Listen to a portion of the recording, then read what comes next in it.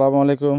চলে আসছি বগালেকের আগে একটি যাত্রা বিরতি নীল দিগন্ত পর্যটন কেন্দ্র। এই জায়গাটিতে এর আগে একবার আসছিলাম, তখন আমাদের বন্ধুরা আসছিল, আমি আসতে পারিনি। বন্ধুরা এই জায়গা থেকে অনেক ঝড় বৃষ্টি মাথায় নিয়ে তারা আবার ঢাকার উদ্দেশ্যে ফেরত গিয়েছিল। তো আজকে আবার যখন আসতে পারলাম আমি, তখন আমি আসতে পারিনি। আসার পর এই জায়গাটিকে দেখে যাচ্ছি।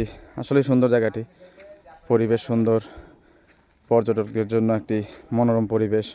ছবি তোলা, ব্লগিং করা বা সৃষ্টিকর্তার সৌন্দর্য উপভোগ করা। আর এই জায়গাটি আসলেই সুন্দর। যদিও আমি এর আগের বার আসতে পারিনি, কাজের কারণে কাজ ছিল।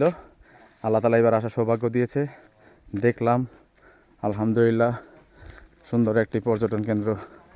এখানে যে ছবি তোলার জন্য যে স্পটটি রাখা হয়েছে, মেঘ পাহাড় চত্বর নীল দিগন্ত পর্যটন কেন্দ্র। আলহামদুলিল্লাহ, খুবই সুন্দর জায়গা, খুবই মনোরম পরিবেশ। আল্লাহ তাআলার অপরূপ সৃষ্টি। আসলে পাহাড়ে না আসলে না দেখলে মুখে ভাষায় বা বুঝিয়ে বলার মতো কিছুই নেই, নিজ চোখে দেখতে হবে। এই হচ্ছে মেঘ পাহাড় চত্বর নীল দিগন্ত পর্যটন কেন্দ্র। আর এখানে দাঁড়িয়ে আছে আমার ভাই রবিউল ইসলাম রবু। আর এই হচ্ছে সুন্দর পরিবেশ, আল্লাহ তাআলার অপরূপ সৃষ্টি। এই যে রাস্তাটি দেখতে পাচ্ছেন, আমি একটু জুম করে দেখাই।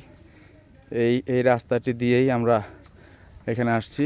যদিও রাস্তাটি আরও দূরে, এই যে একটু দেখা যাচ্ছে, এখান দিয়ে আমরা এই পাহাড়ের চূড়ায় উঠে এসেছি।